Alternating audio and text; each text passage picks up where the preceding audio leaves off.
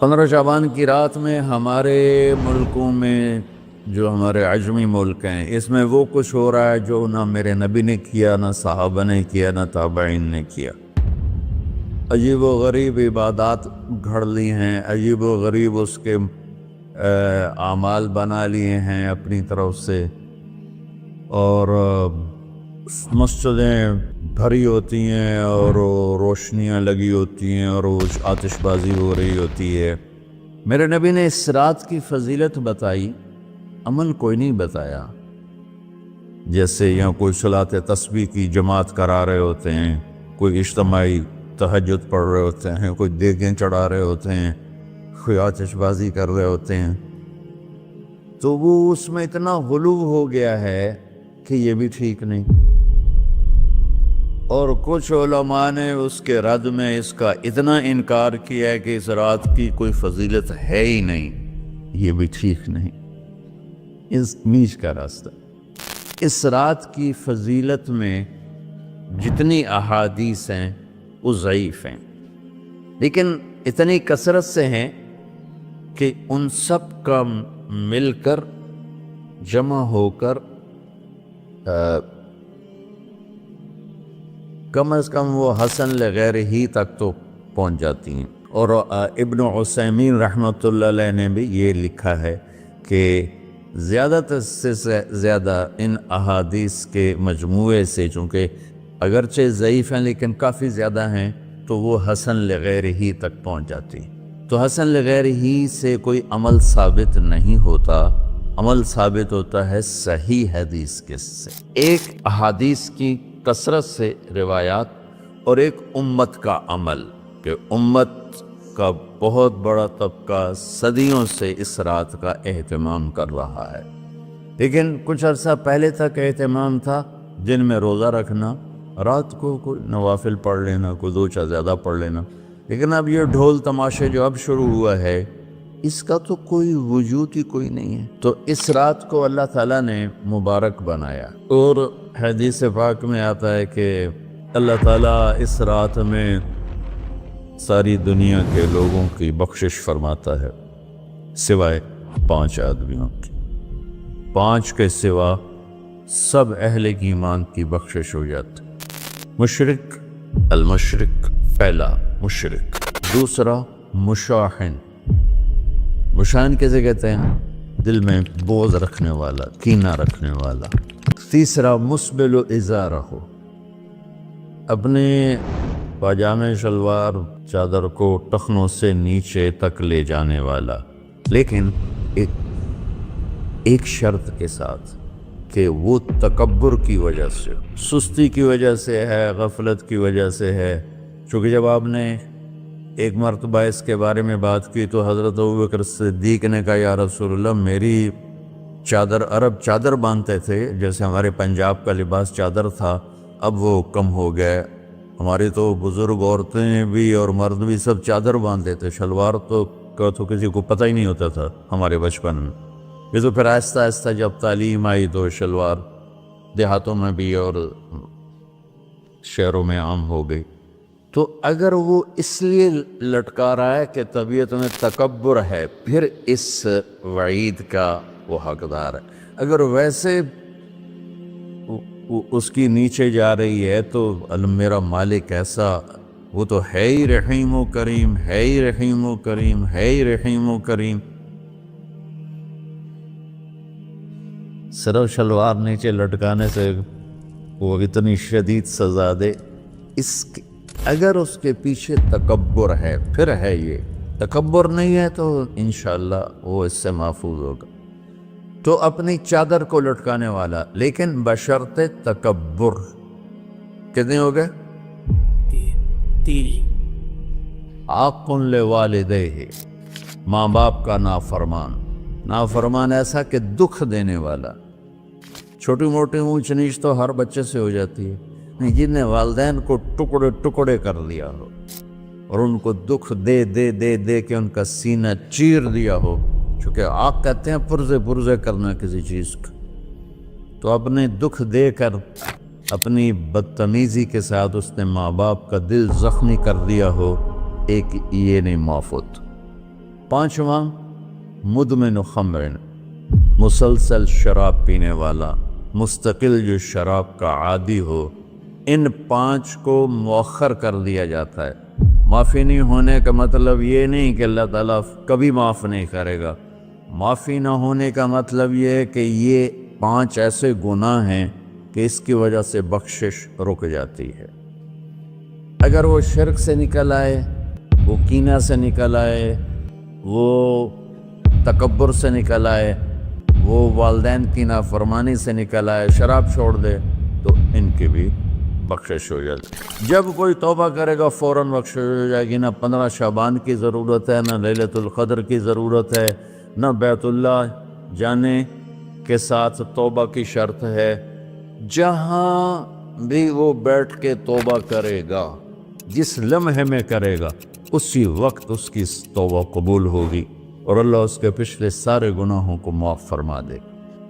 دن کا روزہ، رات کا قیام، زیادہ قیام سے مراد نوافل ہیں، کوئی گھر میں پڑھ لے، کوئی مسجد میں پڑھ لے۔ نوافل، نفلی عبادات گھر میں ہی افضل ہوتی ہیں۔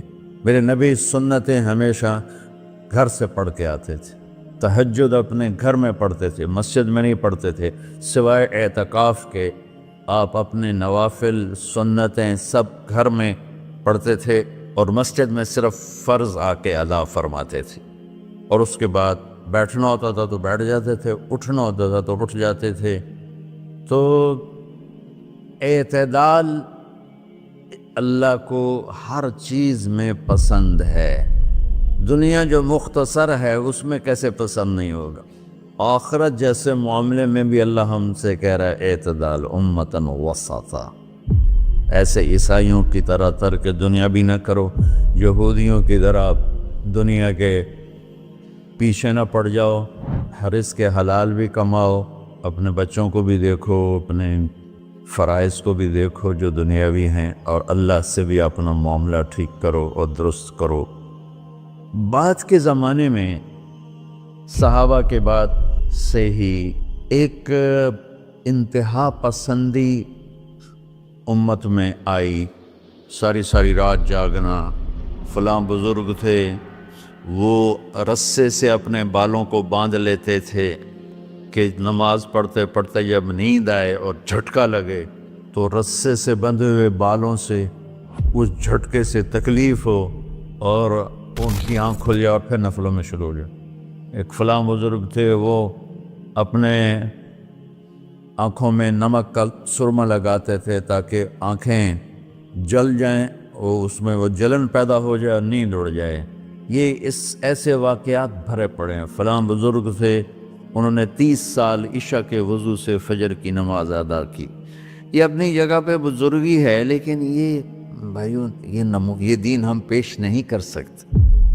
فلاں بزرگ تھے، وہ 30 سال سے ستو کھا رہے تھے کہ روٹی کھانے اور ستو کھانے میں 70 دفعہ سبحان اللہ کا فرق پڑ جاتا ہے، تو روٹی کھائیں تو 70 دفعہ سبحان اللہ کم کہہ سکتے ہیں، اور ستو کھائیں تو 70 دفعہ سبحان اللہ زیادہ کہہ سکتے ہیں۔ تو لہٰذا ان کا مجھے تو 30 سال ہو گئے، میں تو ستو کھا رہا ہوں، میں تو روٹی نہیں کھا رہا۔ یہ دین نہیں ہے، یعنی یہ وہ دین نہیں جو ہم انسانیت کو پیش کر سکیں۔ یہ تو لوگوں کو دوڑانے والی بات، یہ رہبانیت کی شکل ہے۔ یہ وہ دین نہیں جو ہم لوگوں کو پیش کریں گے تو وہ کہیں گے واہ واہ واہ واہ کیا دین ہے بھائی، قبول کرو۔ یہ ایک قسم کا غلو آیا۔ میں ایک حدیث سناتا ہوں، بخاری شریف میں بھی ہے، مجھے اب ہر شے بھول گئی، لیکن وہ ہے نہی الغلو، اس طرح کر کے آپ لوگ زیادہ جانتے ہوں گے جو پڑھ رہے ہیں، کہ غلو سے نہیں۔ حدیث آپ کو سب کو یاد ہوگی کہ 3 صحابہ آئے اللہ کے نبی کے گھر اور پوچھا کہ اللہ کے نبی رات کیسے گزارتے ہیں؟ تو وہ گھر والوں نے کہا سوتے بھی ہیں، جاگتے بھی ہیں، کھاتے بھی ہیں۔ تو وہ تینوں آپس میں کہنے لگے وہ تو نبی ہیں، سوئیں بھی تو کوئی بات نہیں، اور شادی ہے کوئی بات نہیں، ہم تو نبی نہیں، ہمیں تو کچھ کرنا چاہیے۔ ایک نے کہا کہ میں ساری زندگی روزہ نہیں چھوڑوں گا، ایک نے کہا کہ میں ساری زندگی سوؤں گا نہیں، ایک نے کہا میں ساری زندگی شادی نہیں کروں گا۔ تو دیکھنے میں تو واہ واہ کیا بڑی بزرگی ہے، وہی بڑے بزرگ ہے۔ ہمارے نبی کو پتہ چلا، آپ نے تینوں کو بلا لیا، کہ تم مجھ سے زیادہ اللہ سے ڈرنے والے ہو، میں تم سے انا اتقاکم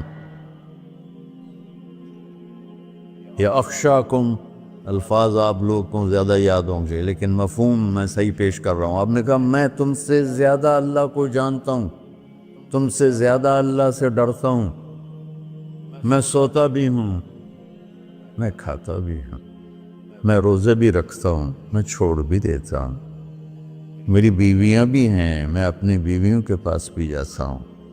تم دین میں غلو سے بچو، پہلے امتوں کو ہلاک کر لیا دین میں غلو۔ دنیا میں غلو یعنی انتہا پسندی، ایکسٹریمسٹ ہونا، دنیا ہو یا دین ہو، دونوں میں اعتدال بچو، اللہ تعالیٰ کو پسند ہے۔ تو شعبان کے حوالے سے ایک علماء کا طبقہ اتنا رد میں گیا کہ ایسی نفی کر دی کہ جیسے ہے ہی کچھ نہیں، یہ بھی غلط ہے۔ ایک طبقہ وہ ہے جو پتہ نہیں کیا کچھ کرتا ہے شب برات کے نام پر، وہ بھی غلط۔ ساری حدیثوں کو ملا کر روزہ اور رات کا قیام، کہ رات کو اٹھ کے کچھ اللہ کو یاد کر۔ اس آیت میں بعض مفسرین سے غالباً بھول ہوئی، حامیم والکتاب المبین انا انزلناہ فی لیلۃ مبارکۃ انا کنا منذرین فیہا یفرق کل امر حکیم امر من عندنا انا کنا مرسلین۔ یہ لیلۃ القدر ہے، انا انزلناہ فی لیلۃ مبارکۃ، یہاں دوسرا لیلہ مبارک رات میں ہم نے قرآن کو اتارا۔ دوسری آیت کو جوڑو، انا انزلناہ فی لیلۃ القدر، ہم نے قرآن کو لیلۃ القدر میں اتارا۔ تو وہ آیت اس آیت کا ترجمہ کر رہی کہ لیلۃ مبارک سے مراد لیلۃ القدر ہے، 15 شعبان نہیں۔ لیکن بعض مفسرین جو بڑے لوگ ہیں، لہذا ہم سب کا ادب احترام کرتے ہیں، لیکن رائے کا اختلاف ہو، وہیں بڑے علماء میں ہی ہے تو اسی کو میں آپ کے سامنے نقل کر رہا ہوں، کوئی اپنی رائے نہیں دے رہا ہوں۔ تو ان سے یہ صاف ہو گیا کہ انہوں نے اس کو 15 شعبان بنا دیا۔ یہ 15 شعبان کی رات نہیں ہے، یہ لیلۃ القدر ہے، کہ جس میں وہ پورے سال کے احکام اعلان کر دیے جاتے ہیں، وہ شب قدر ہے۔ اس میں بھی معافی ہوتی ہے، اس میں بھی معافی ہوتی ہے، لیکن شب قدر تو قرآن سے صحیح احادیث سے ثابت ہے، اور شعبان کی رات ضعیف حدیثوں سے ثابت ہے، لیکن کثرت حسن لغیرہ اور امت کا عمل اس میں بہت بڑی گنجائش پیدا کرتا ہے۔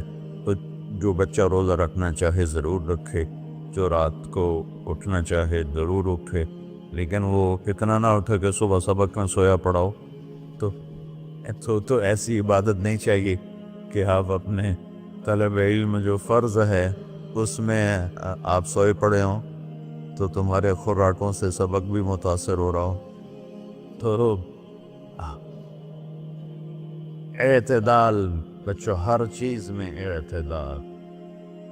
تو اس میں یہ جو 5 ہیں، ایک مشرک، ایک مشاہن۔ مشاہن کون ہے؟ جو دل میں کینہ بغض رکھتا۔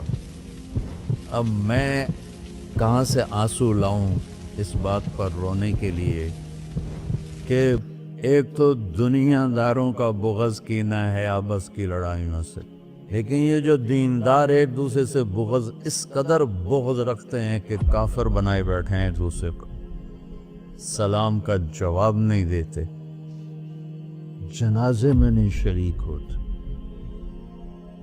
اس کا جرم واپس جاتا ہے تاجروں کو نہیں، حکمرانوں کو نہیں، خطیبوں، نادان، ہر خطیب نہیں، نادان خطیبوں، جو ہر مکتبہ فکر میں موجود ہیں، جو اس شدت کے ساتھ اوروں کی نفی کرتے ہیں اور اپنے آپ کو صحیح کہتے ہیں کہ جیسے باقی سب جہنمی ہیں، سب کافر ہیں، اور صرف ہم ہی صحیح ہیں اور ہم ہی جنت میں جائیں گے اور کوئی جنت میں نہیں جائے گا۔ تو جو کہ اس میڈیا کے ذریعے سے بہت سی امت سن رہی ہے، تو میں دیکھو بچوں ہاتھ جوڑتا ہوں اللہ کے واسطے، دین پیش کرنا، کافر کافر کے نعرے مت لگانا، اور یہ کافر وہ کافر، یہ کافر وہ کافر۔ اللہ بڑا کریم۔